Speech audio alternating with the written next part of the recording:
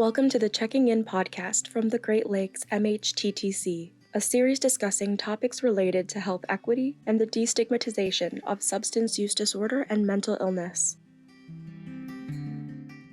This is the Check-In podcast, and this is Mark Sanders, and I'll be interviewing today Worsham L. And Worsham L is a specialist in trauma-informed care. And Worsham, can you tell us more about yourself? Yes, of course. Well, thank you all for joining us today.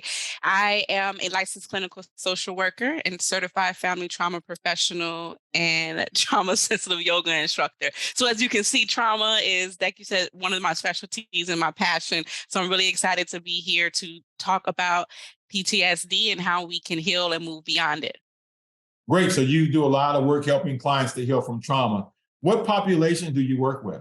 Yes, I work with youth 13 and up. I am trained in infant mental health as well, but I generally work with adolescents on up through the adult span. Okay, great. Right. So adolescents through adult years, right?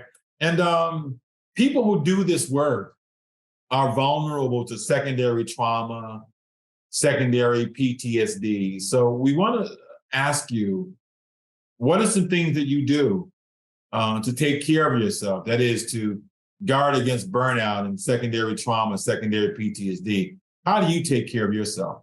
Yes, that's a long list. One of those things being engaging in my own movement or yoga practice so that I'm able to heal any of the nonverbal stuff that comes from overwhelming stress exposure in my own lifetime of trauma. I also engage in a lot of prayer. I am a spiritual person, so praying often helps me to release the things that I have no control over and bring me some peace and guidance. I also engage in spending lots of time with friends and family. Because pouring into myself in that way is really important. Relationships are really, really important to me. Trying to laugh. I learned that from you, how important laughter is and how healing that can be. So making sure that I have some laughter in my day to day. And most importantly, pausing. Something that has been very difficult for me to do as going, especially in the field of social services. I'm sure many people can relate to being on the go and constantly moving until the day is over. So those are just a few things that I do. Great. So everything you said, I found to be really interesting, including the first thing you said is that not only are you a yoga trauma therapist, you use yoga to help your clients, but you also use it yourself as a self-care strategy. Can you say more about what it does for you? Yes. So I started practicing yoga back in 2015. Oh, wow. Almost 10 years ago at this point. And it was because I was experiencing a lot of vicarious trauma that you just spoke to, working in the child welfare fields. And for me, it literally provided a ground, like a sense of grounding where my thoughts weren't moving so fast. If I did not start my day with yoga, I would definitely notice that the day did not begin that way. So it allowed me an opportunity to feel less stress in my body, less tension, but also my thoughts were a lot calmer and I was able to move through the day easier. Great.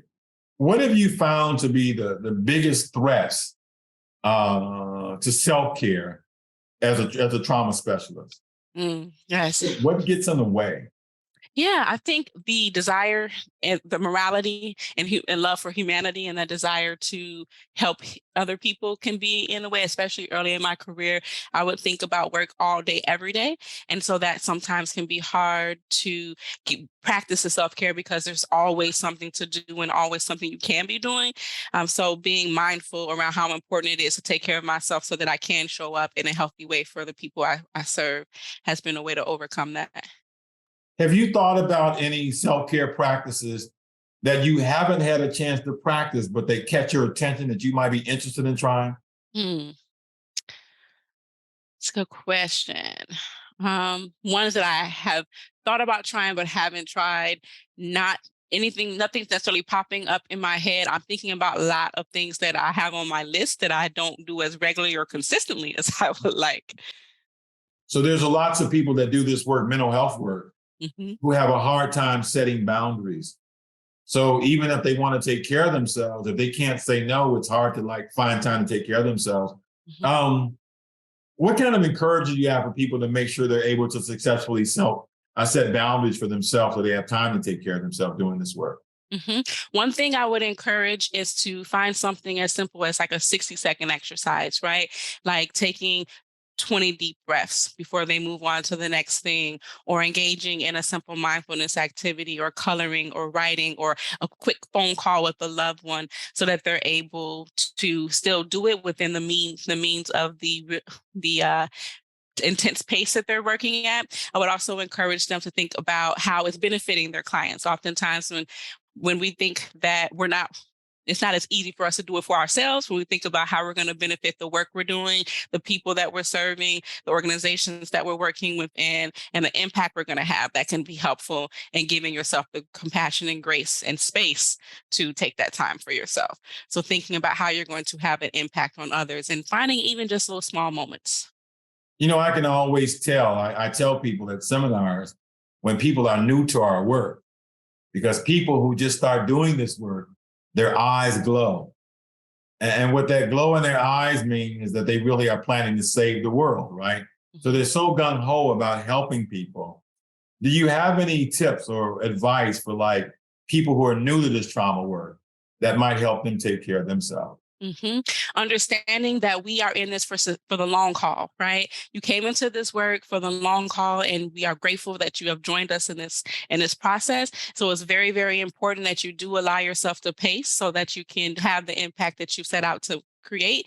And I encourage them to make sure that they have boundaries for themselves, considering what that looks like with boundaries with supervisors, with staff, as well as with their clients and within the tasks that they're going to be doing, because we can easily get into a yes, yes, yes, yes, yes, yes, yes moment and overwhelm ourselves, which then takes away the joy. I think also what's really important is making sure you continue to learn a little bit in the field here and there. The most moments that I found myself burnt out, when I would reattend a training or engage in content, it reignited that fire in me.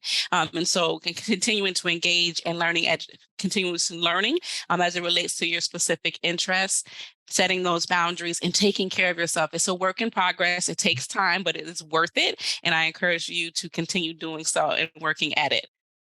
Right. And so, I was thinking as you were talking that the evening and weekends are some of the few times that we have to replenish ourselves from this work, from this trauma-informed work. And usually in the evening and weekends, we're around family and friends and loved ones, right? So I imagine it becomes really important to set boundaries in those spaces as well. Yes, Can you certainly. speak to that? Yes, yes. That's a great point, Mark, especially when we think about how when we're helpers in this field, we're often also helpers in our communities with our families, etc. So it's important to give ourselves permission to tell our loved ones that maybe we don't have the energy today, or to say no to invitations and things that sometimes show up for us that we may not have the energy to engage in, and know that your worth is beyond what you give, right? And that you are doing, in order to do this work and be the best you have to take care of yourself. You have to water yourself. Great. Thank you so very much, Worsham. Yes, of course. Well, thank you. The Checking In podcast is produced by the Great Lakes Mental Health Technology Transfer Center with funding from cooperative agreements with SAMHSA. We encourage you to connect with the Great Lakes ATTC, MHTTC, and PTTC on Facebook, LinkedIn, and YouTube to discover many more free products and resources just like this.